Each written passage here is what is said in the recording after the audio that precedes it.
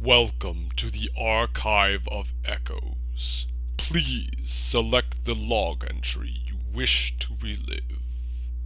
Acknowledged. Calibrating. Prepare to dive. Hello everybody, and welcome back to another exciting episode of Archive of Echoes Xenogears. When last we left, we had managed to confront Graf Lacan at the Zohar modifier and showed him what for. So let's see where things go from here, shall we? Why don't you finish me off? If you don't get rid of me, then you cannot get what you want. It's alright, Dad. I understand. You are not Graf. You are my father. You and Graf are one. Your will and purpose never change. I knew that once we fought, but let's stop now. Our objective should be the same. It is the same as our becoming one. We don't have to fight. What? My body! Zohar is after you. The last piece to combine with the Deus system. It seeks to unify with you, the first to have been divided from it. What? This is what Lacan wanted all along. After all, I'm an imperfect existence. It was inevitable that it would come to this, considering what had happened in the past. Lacan's imperfect secondary contact with the wave existence split his personality in two. Eventually, his body died, but the original Lacan transmigrated. Bringing the destiny of becoming a contact with him, he was reborn as your present body. The remaining persona, just his desires, lived on separately by possessing the bodies of others. That is Graf. That is me. I may have inherited Lacan's will, but I'm not the same as the contact Lacan. It is impossible for me to make real contact. There would be no true melding and release. Even though our bodies may be different, I am still half of you. That fact remains. Although I'm imperfect, I can merge temporarily with the Zohar, and thus may be able to buy you some time. This is the only way I can be one with you. This is all I can do. Deus system will start to look for you again. Before then, you have to destroy the newly perfected Deus and this Zohar modifier. You're the only one that can destroy the physical barrier that encases God's body. Dad!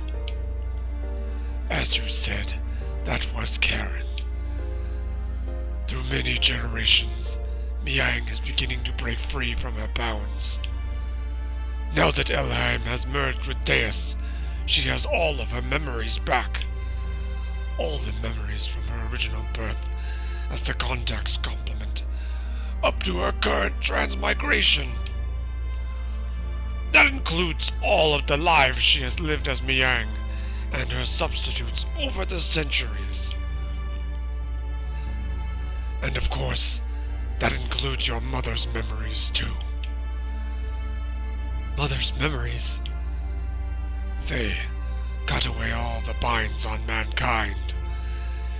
You should be able to do that now. Save her and all the other women bound with her. I'm begging you, Faye!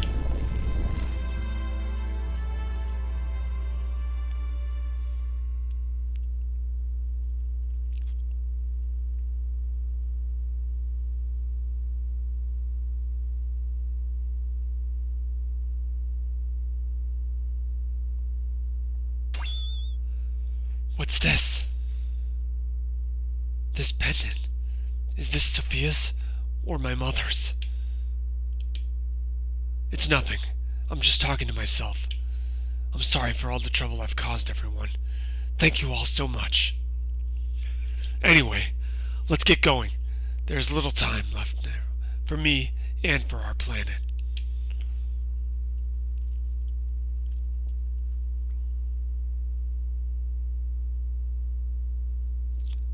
What is this place?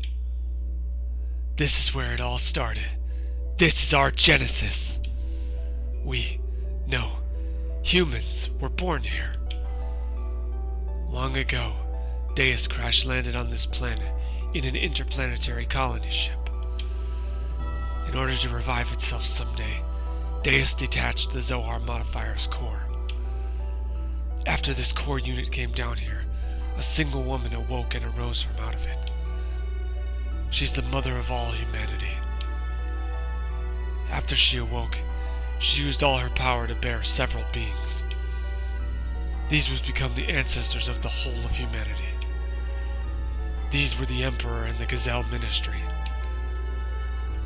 Finally, she gave birth to replicas of herself to be humanity's caretakers. Two selves, the human mother and the weapon, the subject and the complement. That is Ellie and Miang. I, the sole survivor from the colony ship, met Ellie and everything started from there. The land of Genesis, Kadonomi, this is that place. Yeah, but Faye, even with your shared fate with Deus, why do you have such ancient memories? Usually, human memories cannot be passed down through the generations. Humans do not normally have the ability to compress and store memories in their introns. But Ellie and I, and Miang, are different. Due to our connection with the wave existence, that is, due to Zohar's ability to change possible phenomena, we can clearly store data in our introns. In other words, we can leave behind memories to be inherited by our descendants. Just as the wave existence is bound inside of Zohar. The information is affixed to me, so to speak, by some of the power of the wave existence.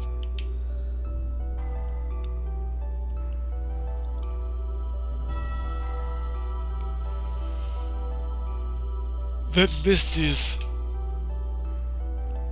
the form from Ellie and Miang were still one being. This is the first woman of our world.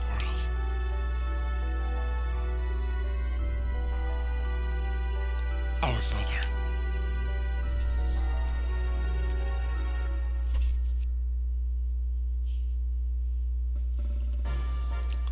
So if we destroy that Zohar thing, everything will be over, right? Yes. The source of our ether powers, and the source of power for our generators that make our gears work. It all comes from the Zohar modifier engine, which can control any potential phenomena. If we destroy it, Deus and the Seraph Angels will all be deactivated. And then we should also be able to free Ellie, who has become bound to the Deus weapon system as Miang. Right, Faye? Yeah, that's what the wave existence said. But then there is the downside.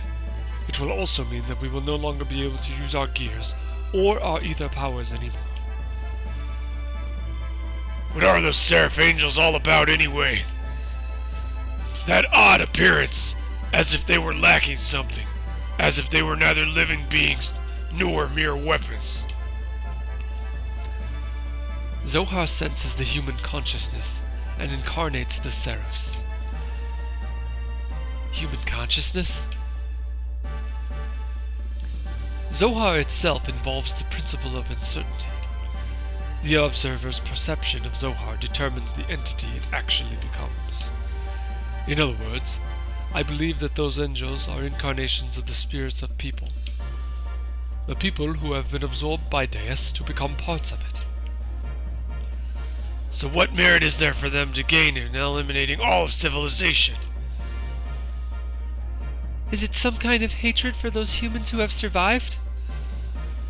Of course not. Those people who were created and assimilated not as parts for Deus would not have such intentions. Try to remember what Ellie, when she became Miang, said. The creations of God will someday be a hindrance. That is why they must be eliminated. Yes, That is why Merkava is being used to begin the destruction. But Deus is not following its programming of exterminating all of civilization. The Seraphs, which are terminal interface weapons for Deus, are using their bodies composed of nanomachines to absorb massive numbers of people, regardless of whether they are dead or alive. It is not discriminating between the mutant and non-mutant people. This is highly peculiar. The fact that the people who are meant to be destroyed are being taken in as well. That is the absolute opposite of what it is supposed to be doing. Maybe there aren't enough parts. That is unlikely, aside from those bodies that were destined to be parts for it. Deus, who has already acquired the abilities of the nanomachines, can just about use any material. To construct its body, it is obvious it has other intentions in mind. Those whose intentions Krelian was called Deus the Mother. If God is the Mother, then those motives are coming from the Great Mother. Impeding the growth of its child, enveloping it, to bring the child back to the womb to become one with it. That is its motive. Such a program does not exist within its design, though. It was probably given this unique will by someone, either by Ellie, who has merged with the Deus, or... Either way, it doesn't change the fact that we have to fight. Regardless of what their intentions are, the problem is how we're supposed to deal with them. You think we can do it in our current state? This secret battleship Excalibur will also take part in the final battle. Additionally, the military potential of all the surface forces will assemble here. Even if we can put together a massive force, we still have the problem with the main armament of the Merkava. We need to know how to take that out. As long as we don't do that... Merkava's ultra-long-range cannon has the ability to vaporize any substance. On top of that, they have a barrier around their perimeter that nullifies all attacks. We've fought against the Merkava many times to try to stop its onslaught. However, we could not even get close, hence we had to withdraw every time.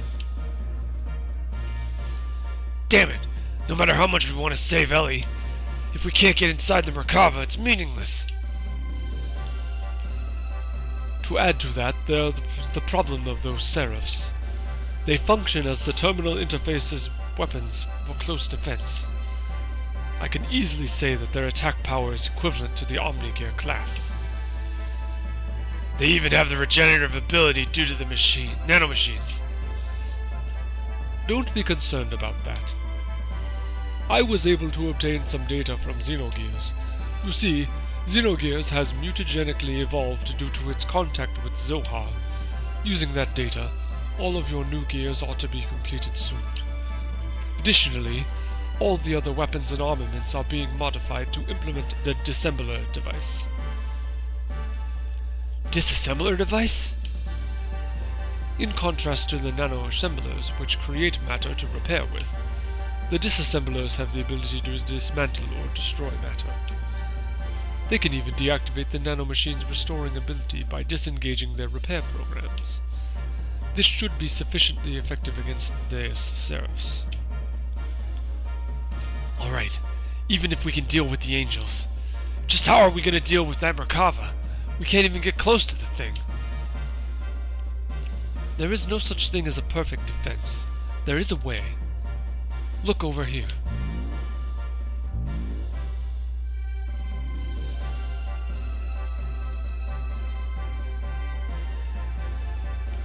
Merkava's main gun requires a 1.2 second interval to reload because of its tremendous output.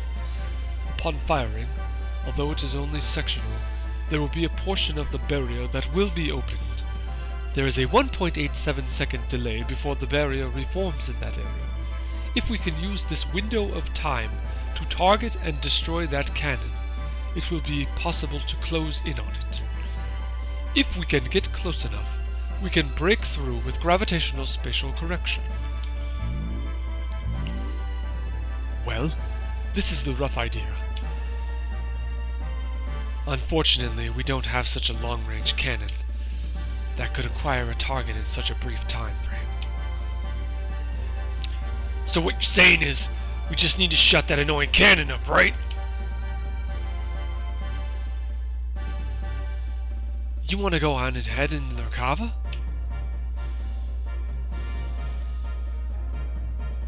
Now you're being reckless again. That's suicide. No, listen. We're not going to just rush in. The Yggdrasil 4 and this Excalibur are also equipped with barriers. That's what we'll use.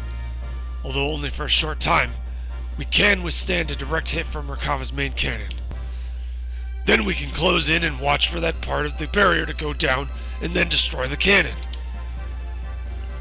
How long will our barrier last? About 20 or so seconds.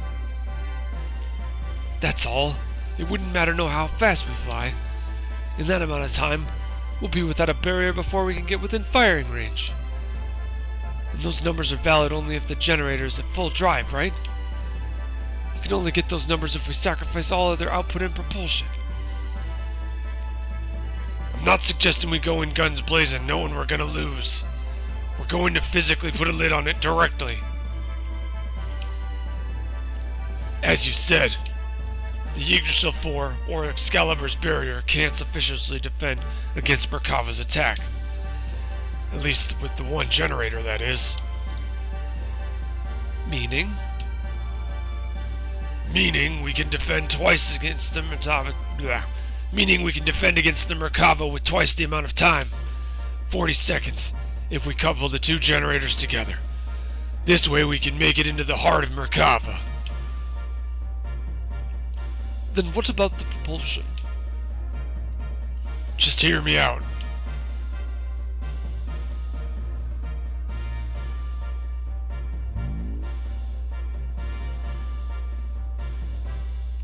This is what we do. First we transform my Yggdrasil into heavy assault mode and load it onto the Excalibur so we can couple the generators. By doing that, we can reduce the energy usage down to just supporting the hull of the ship and generating the barrier. This will allow most of the energy going to be devoted to generating the barrier. Next, shift the barrier to full front and focus it to a single point where their main cannon will make a strike. Now for movement. First off, we develop a barrier by engaging Excalibur's generator to maximum power. For propulsion during that time, we'll install on the Yggdrasil those large solid rockets we got from the ruins of the mass driver. When Excalibur's barrier expires, we'll use the Yggdrasil's fourth generator to develop a barrier. Then we'll also detach the solid rockets and shift the Excalibur into conventional flight. Using this method, we can get right in Merkava's face. After it fires, it'll be defenseless. During this time, we'll block the muzzle of Merkava's cannon with Excalibur's brow ram. Upon which, we should have 0.67 seconds. With the cannon fire of the Excalibur, we'll destroy the Yggdrasil 4 slave generator and incapacitate the Merkava along the way. And then, we break through! That's what the plan is all about. The combination of the barriers of both ships, storming the Merkava. The timing of the cannon fire of the Excalibur. These are all going to be crucial. Mess up any one of these and the consequences are going to be severe. Hence, it'll be necessary to have both crews in sync with each other. That's why I'd like to place Sig in command of the Excalibur. I have no qualms with that. What do you think, Queen? Will you lend us your battleship? Since there appears to be no other alternatives, let us go with that. Please use it as you see fit. But are we not cutting it uncomfortably close? When you calculate the arrival time and the barrier generation time, you will see what I mean. One minor mishap would put us in a situation where we could run out of barrier power before our arrival. Also, we will be devoting both generators to keeping the barriers up. Won't that leave us without perimeter defenses? We won't stand a chance if we get engaged by the Seraph Angels on our way to Merkava. We'll hold them off. You can count on us. You guys just concentrate on taking out that main cannon. Thanks. We're depending on you. Already everywhere else has been taken out. This is the only place that's left. This is going to be the true final battle.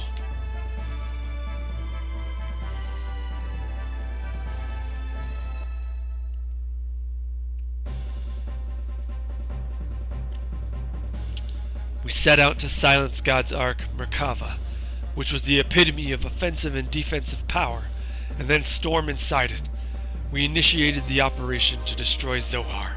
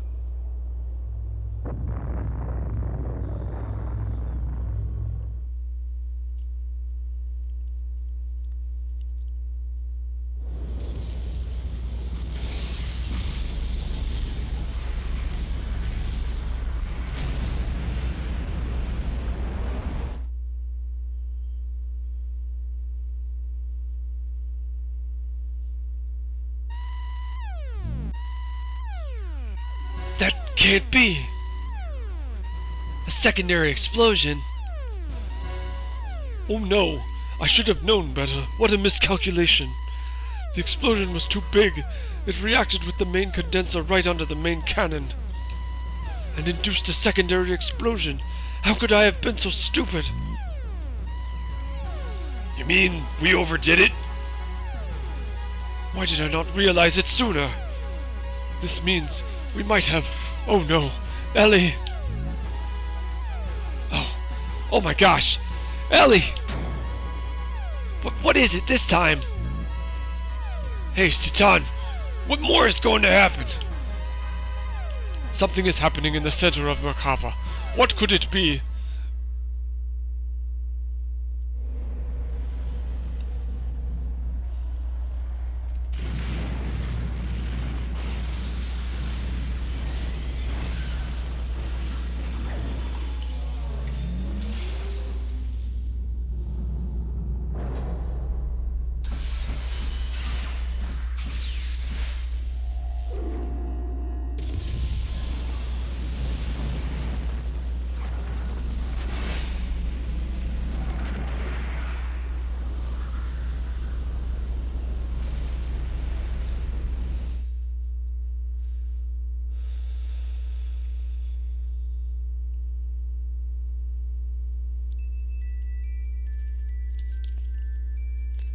At that time, the earth quaked and shook, and from the location where Merkava crashed, a giant object appeared.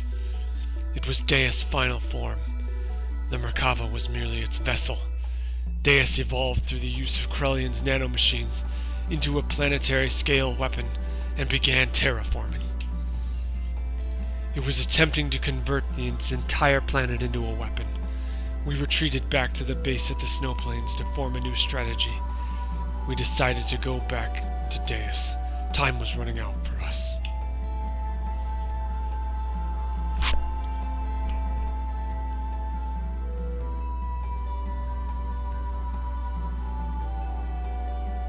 Alright, on that note, we're going to upload our data here, call this episode to an early close, I think. There are some side quests that before we go into Deus, but they don't really have any story content, so I'm probably just going to do those off camera. And the next time you log in, I will be heading into Deus to head toward the end game.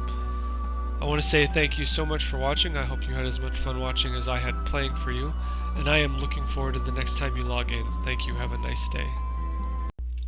Another echo archived. I look forward to seeing you again. Goodbye for now, until next time you log in. Echoes fade slower with you here.